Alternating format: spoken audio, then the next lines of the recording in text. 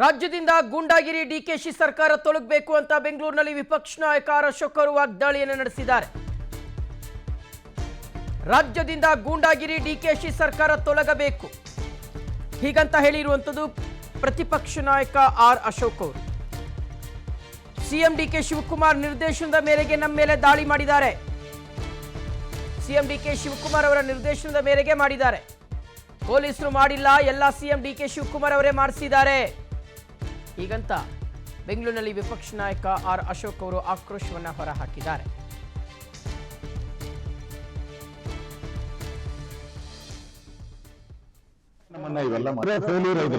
ಪಕ್ಕ ಅಂದ್ರೆ ಕಾಂಗ್ರೆಸ್ ಪಾರ್ಟಿಯ ನಿರ್ದೇಶನದ ಮೇಲೆ ನಮ್ಮನ್ನ ಇವೆಲ್ಲ ಮಾಡಿರೋದು ಪೊಲೀಸರಲ್ಲ. ಕಾಂಗ್ರೆಸ್ ಪಾರ್ಟಿಯ ಮುಖ್ಯಮಂತ್ರಿಗಳ ರೋಟಲ್ಲೇ ಕರ್ಕೊಂಡೋಗು ನಮ್ಮವ್ರ ಕಾರ್ಯಕರ್ತರ ಹೇಳಿದಾರಲ್ಲ ಡೆಲ್ಲಿಯಲ್ಲಿ. ಡಿ ಕೆ ಶಿವಕುಮಾರ್ ಡೆಲ್ಲಿಯಲ್ಲಿ ಹೇಳಿದ್ದಾರೆ, ನಾವು ಮುತ್ತಿಗೆ ಹಾಕ್ತೀರಿ ಅಂತ ಹೇಳಿದ್ದಾರೆ. ಎಲ್ಲಿ ಮುತ್ತಿಗೆ ಹಾಕ್ಬೇಕಾಯ್ತು? ರಾಜಭವನ್ಗೆ ಹಾಕ್ತೀನಿ ಅಂತ. ಇಲ್ಲಿ ಯಾಕೆ ನಮ್ಮನ್ನು ಬಂದು ಮುತ್ತಿಗೆ ಹಾಕಿದ್ರು? ಇದಕ್ಕೆ ನೇರ ಕಾರಣ ಡಿ ಕೆ ಶಿವಕುಮಾರ್ ಅವರು, ಮುಖ್ಯಮಂತ್ರಿನೇ ನೇರ ಕಾರಣ. ಅವರ ಆದೇಶದ ಮೇಲೆನೆ ಪೊಲೀಸರು ನಮ್ಗೆಲ್ಲ ಹೊಡೆಯಕ್ಕೆ ಅವಕಾಶ ಮಾಡಿಕೊಟ್ಟು ಅಲ್ಲಿ ನಿಲ್ಲಿಸಿ ಎಲ್ಲ ಮಾಡಿದ್ದಾರೆ. ಇದು ಪೂರ್ವ ನಿಯೋಜಿತ ಕೃತ್ಯ. ಕಾಂಗ್ರೆಸ್ ಆಫೀಸಲ್ಲಿ ಇಷ್ಟೆಲ್ಲ ಬಂದಿದೆ ಲಾಂಗು ಮಚ್ಚು ಅಂತಂದ್ರೆ ಅಲ್ಲಿ ಬಾಂಬ್ಗಳು ಇರ್ಬೋದು. ಯಾಕೆಂದ್ರೆ ಪಾಕಿಸ್ತಾನ ಜಿಂದಾಬಾದ್ ಅಂದವರೆಲ್ಲ ಕಾಂಗ್ರೆಸ್ ಆಫೀಸಿಂದಾನೆ ಬಂದವರು. ವಿಧಾನಸೌಧದಲ್ಲಿ ಪಾಕಿಸ್ತಾನ ಜಿಂದಾಬಾದ್ ನಲ್ಲ ಯಾರೋ ನಜೀರ್, ಅವನ ಹೆಸರೇನು ನಜೀರ್ ನಜೀರ್ ಅಹಮದ್ ಅವರು ಅಲ್ಲಿಂದಾನೆ ಬಂದು ಧಿಕ್ಕಾರ ಹೋಗಿದ್ದು ಭಾರತಕ್ಕೆ.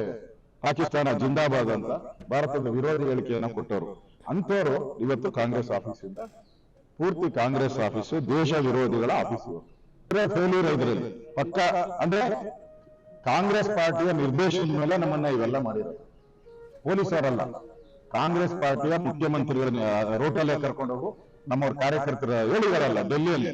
ಡಿ ಕೆ ಶಿವಕುಮಾರ್ ಡೆಲ್ಲಿಯಲ್ಲಿ ಹೇಳಿದ್ದಾರೆ, ನಾವು ಓಕೆ. ಸೊ ಈಗ ಆರ್ ಅಶೋಕ್ ಅವರು ಹೇಳ್ತಾ ಇದ್ದಾರೆ ಗೂಂಡಾಗಿರಿ ಡಿ ಕೆ ಶಿವಕುಮಾರ್ ಅವರ ಸರ್ಕಾರ ತೊಲಗಬೇಕು ಅಂತ ಅವರು ಬಹಳ ಆ ಪದಗಳನ್ನು ಅವರು ಬಳಕೆ ಮಾಡಿದ್ದಾರೆ ಆರ್ ಅಶೋಕ್ ಅವರು.